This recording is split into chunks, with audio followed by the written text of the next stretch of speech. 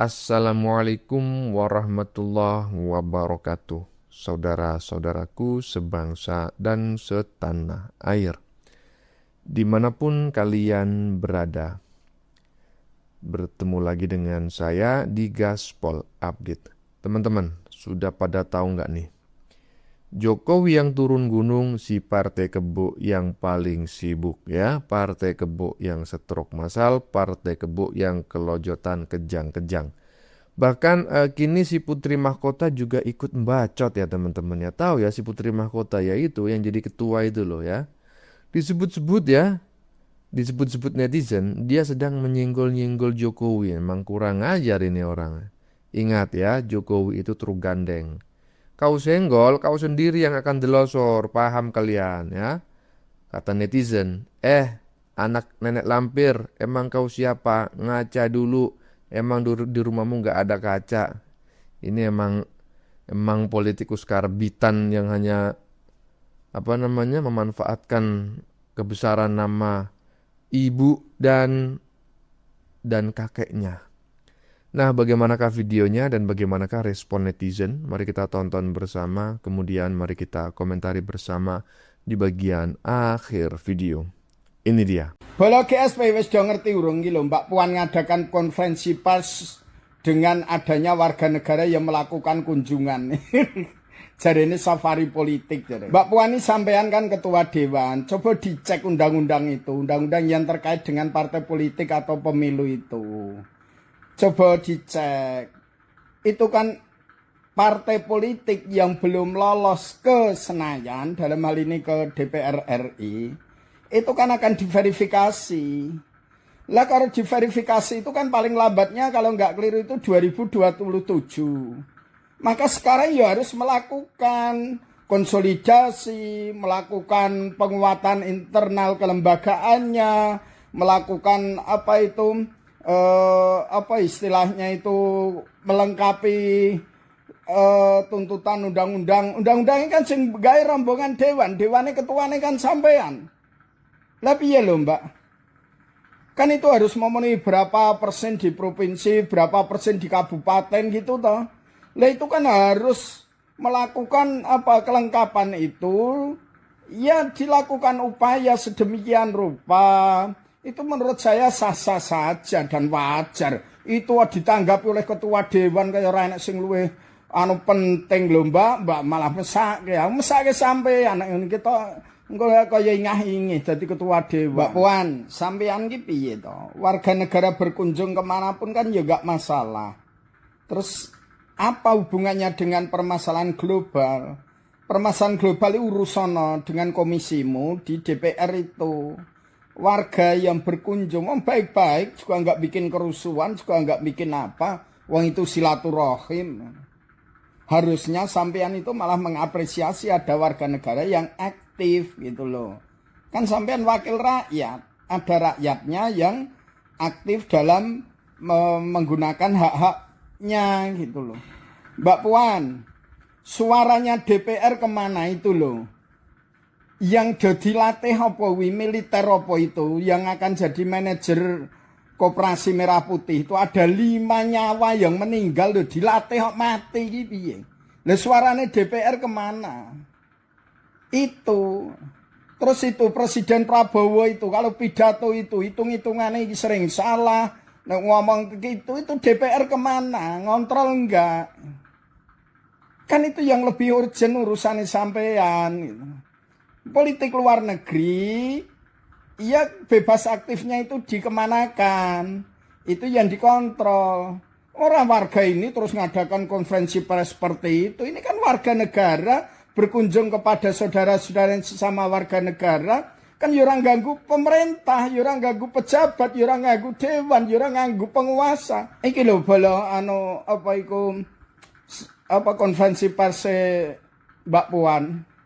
Jadi katakan kode komen ya. Namun dalam situasi global yang sekarang sedang tidak menentu, alangkah baiknya jika kita sama-sama bisa menjaga situasi untuk safari politik hak semua warga negara untuk bisa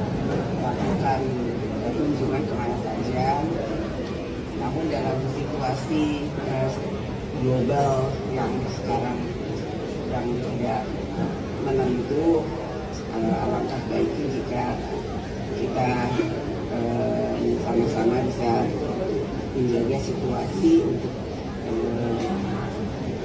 bisa tetap kondusif, artinya jangan kemudian ya tetap adem aja. Oke Bolo, tetap semangat, mantap, yes. Gimana menurut teman-teman? Bacotan si Putri Mahkota barusan ya. Ini menurut saya ya gimana ya? Pak Jokowi ini kan warga negara juga gitu loh. Yang memiliki hak ya, mau jalan-jalan kemana kayak ya, mau terbang keluar angkasa kayak ya kan. Lah kok sepertinya itu ada semacam diskriminasi ya. Ini sih menurut saya secara pribadi ya, nggak tahu juga menurut teman-teman bagaimana. Dan barusan tadi juga Pak Bolo sudah mengomentarinya dengan sangat geram gitu terkait bacotan si anak nenek lampir yang satu ini. Nah, kalau teman-teman gimana? Lanjut. Safari politik hak semua warga negara untuk Puan, emang siapa kamu? Ngatar-ngatar Pak Jokowi ya. Pak Jokowi melakukan kunjungan safari politik itu hanya Pak Jokowi. Ingat kamu? Kalau Banteng ngadain apapun ya, kita tidak ada yang komentar, itu terserah, itu haknya partai elu. Lah kamu ini siapa? Kok Pak Jokowi gerak dikit salah, gerak dikit salah, kesana sini salah, serba salah. Emang ya dasar ya partai kalian itu yang nggak bisa move on ya. Kalian kan udah buang itu Pak Jokowi ya. Nah sekarang terserah Pak Jokowi dong, dia mau kemana. Negara ini juga negara apa, tanah kelahirannya. Dia mau ke Sabang sampai ke Merauke itu haknya Pak Jokowi. Nggak ada urusan sama kamu ya, nggak ada urusan sama kamu. Oke Puan. Iya, nggak ada urusan sebetulnya. Heran gitu ya. Di Indonesia ini kan partai banyak ya. Jangankan partai. Rakyat Indonesia ini jumlahnya 300 juta lebih. Lah ngapain kok Pak Jokowi aja yang yang ibaratnya itu di apa ya? Digoreng terus gitu loh. Yang lain dong gitu kan. Masyarakat Indonesia ini banyak gitu. Siapa kek gitu yang dikomentarin, jangan Jokowi aja. Lagian Jokowi mau ngapain itu kan urusan Jokowi ya, seperti elu mau ngapain aja ya urusan elu, nggak ada juga yang ribut ya. Yang sibuk kata netizen barusan mau partai kebo ngadain apa juga nggak ada yang peduli. Lah ngapain kau malah ngurusin Jokowi? Kok nggak nyambung gitu ya? Lanjut. Kan cara untuk menarik simpati publik. PSI kan memang cenderung gitu ya. Dia tidak membesarkan partainya, tapi dengan menumpang-numpang. Misalnya dengan menyerang-nyerang PDI Perjuangan, mereka akan menjadi pembicaraan publik. Sekarang dengan membawa-bawa isu 2 periode Prabowo Gibran, harapannya akan tertarik ke PSI kan gitu. Pertanyaan saya, emang Pak Prabowo udah pasti mau? Tanya dulu dong sebelum kampanyekan itu. Yang kedua, pemilu masih lama. Jawab dulu nih persoalan-persoalan masyarakat. Apakah ada tindak lanjut dari tuntutan mahasiswa itu? Itu dulu, jangan langsung ke pemilu. Ini pemerintah lagi pusing masih udah mikirin pemilu 2029. Gak sabaran banget. Mau cara menarik publik 2029, 2030 atau apa kayak itu urusan Jokowi ya. Selama Jokowi itu tidak melakukan pelanggaran hukum, pelanggaran pidana, pelanggaran-pelanggaran yang lain ya kan, nggak usah lah kau komentari. Mau kau itu mau melakuin apa juga nggak ada yang mengomentari. Ini kok aneh gitu ya. Jadi partai kebo ini seperti orang yang kata pengamat itu ya, itu seperti orang yang naik perahu kemudian perahunya itu bocor sedangkan dia berada di tengah laut, jadi dia bingung, blingsatan, dia mencoba mencari cara bagaimana caranya perahunya itu nggak bocor. Celakanya bukan berusaha menambal kebocoran, tapi yang dia lakukan justru menuduh orang lain gitu loh, mencari orang yang lu yang bocorin lah, lu yang bocorin. Nah kemudian dikambing hitamkan itu orang, bukan fokus pada menambal perahunya yang bocor. Aduh, kocak. Lanjut. Ngaco, Megawati boleh berpolitik, tapi Pak Jokowi tidak. Kalau Pak Jokowi membantu anaknya kenapa? Megawati aja boleh membantu Puan. Masa Pak Jokowi nggak boleh? PDIP kritik safari politik Pak Jokowi. Dan PSI siap duel dengan PDIP 2029. PDIP menilai safari politik Pak Jokowi bersama PSI adalah manuver menuju 2029 untuk membantu anak-anaknya. Itu disampaikan oleh Guntur Romli, Ketua DPP PDIP. Pertanyaannya, kalau Pak Jokowi membantu anaknya kenapa? Megawati aja boleh membantu Puan. Masa Pak Jokowi nggak boleh? Kan Pak Jokowi udah bukan kader PDIP. Urusi aja partai kalian sendiri. Nggak usah ngurusin partai orang. Kalau memang Pak Jokowi dianggap sudah tidak berpengaruh, kenapa setiap langkah Pak Jokowi selalu dikomentari? Terutama PDIP. Pak Jokowi sudah tidak menjabat jadi presiden. Pak Jokowi juga sudah bukan kader PDIP. Tapi setiap langkah Pak Jokowi, setiap pernyataan Pak Jokowi, bahkan setiap pakaian yang dikenakan Pak Jokowi selalu menjadi perhatian. Bukankah semua ini malah menunjukkan kalau pengaruh politik Pak Jokowi itu masih besar? Kalau safari politik dianggap kampanye, bukankah semua tokoh politik berhak bertemu masyarakat dan turun ke daerah? Menurut kalian gimana? Apakah PDIP benar-benar khawatir dengan pengaruh Pak Jokowi? Tulis pendapat kalian di kolom komentar. Salam. Gigi. Ya itu yang saya sampaikan tadi ya kan. Mereka sadar pengaruh Jokowi itu sangat luar biasa karena memang Pak Jokowi itu langsung menyasar rakyat kecil. Bukan hanya slogan seperti Partai Kebo, partainya wong cilik katanya, wong cilik pale lopeang ya. Karena kader lu semua itu kaya-kaya ya. Tukang bermain anggaran. Nah, sementara Pak Jokowi sampai saat ini itu tidak pernah terbukti memperkaya diri sendiri ataupun orang lain. Sehingga masyarakat yang menganggap Pak Jokowi ini orang baik. Nah, mereka itu sadar gitu loh bahwa nggak mungkin menang melawan Jokowi.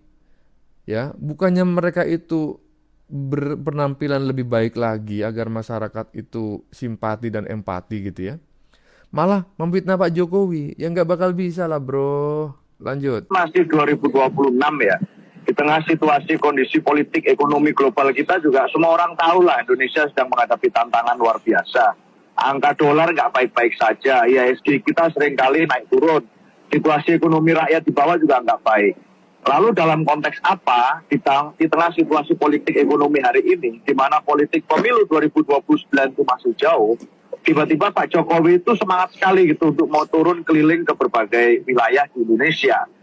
Tentu saja buat kami dan buat banyak masyarakat pada umumnya, semuanya jadi bingung loh, ini ada urusan dan agenda apa gitu. Kok seakan-akan seperti ada urgensi kekuasaan yang begitu tinggi, yang menggebu-gebu untuk politik kekeluargaan misalnya. Di tengah situasi bangsa dan situasi rakyat yang masih gak baik-baik saja. Padahal hari ini publik kita masih belum selesai menjawab pertanyaan soal polemik-polemik yang berkaitan dengan Pak Jokowi dan keluarga. Salah satunya ya yang disebut oleh Mas Jarod tadi soal urusan ijazah Pak Jokowi.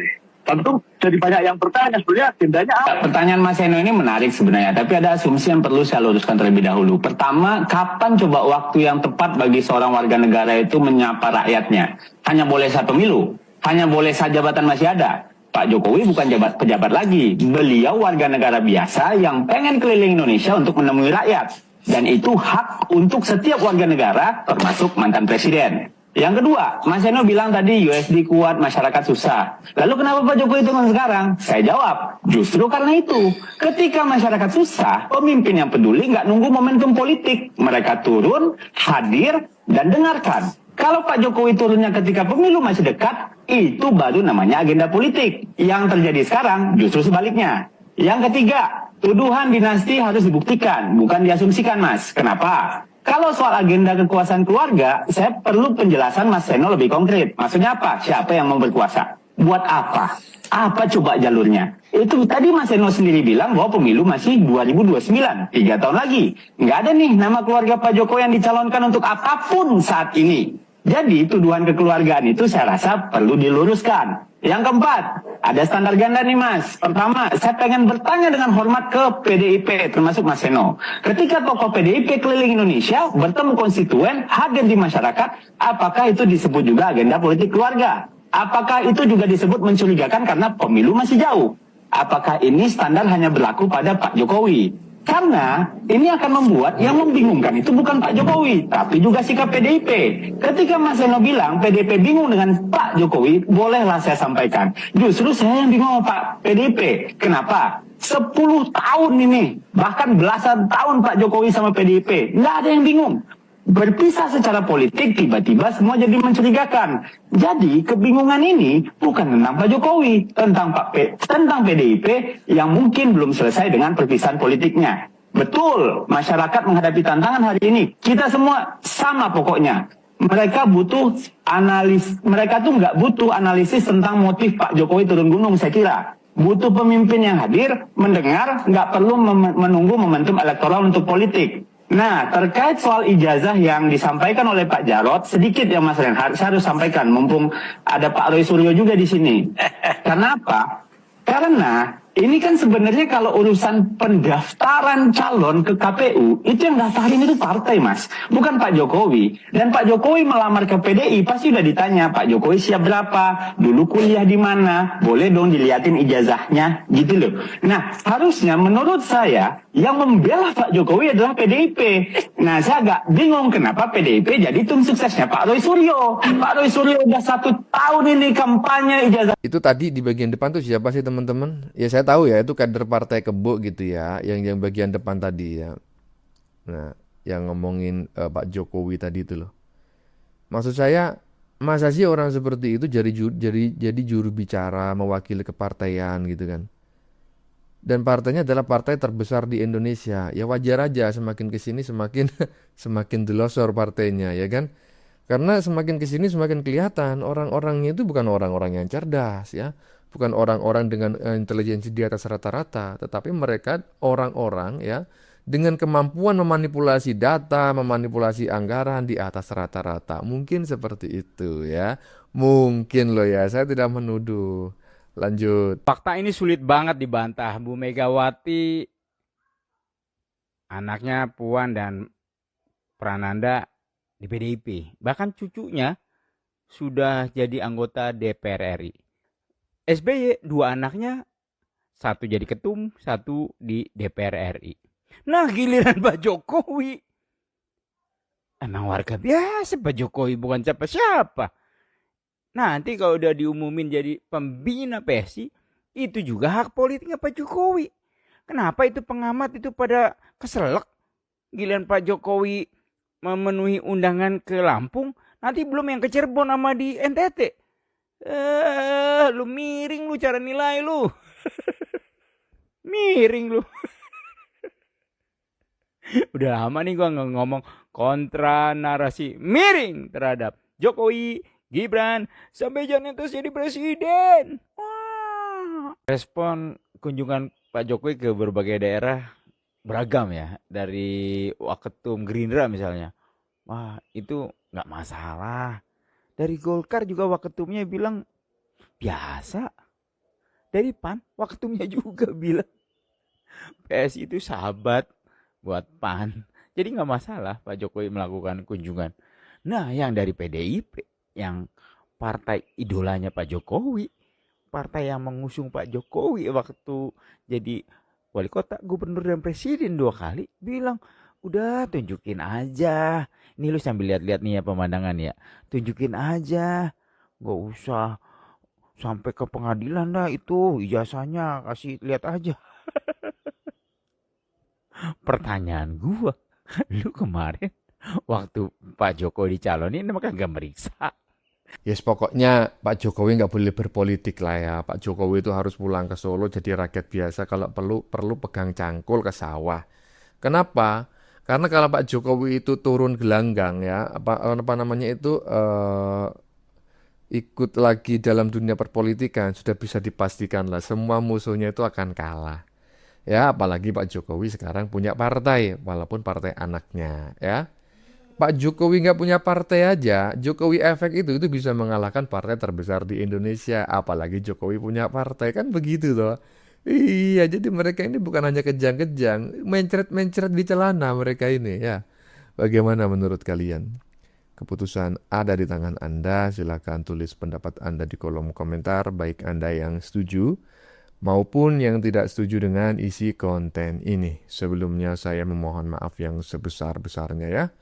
Jika dalam penyajian konten ini ada kata-kata yang menyinggung, kurang tepat penggunaannya, atau ada data yang dianggap keliru atau salah, saya memohon maaf yang sebesar-besarnya. Kita jumpa lagi di lain video.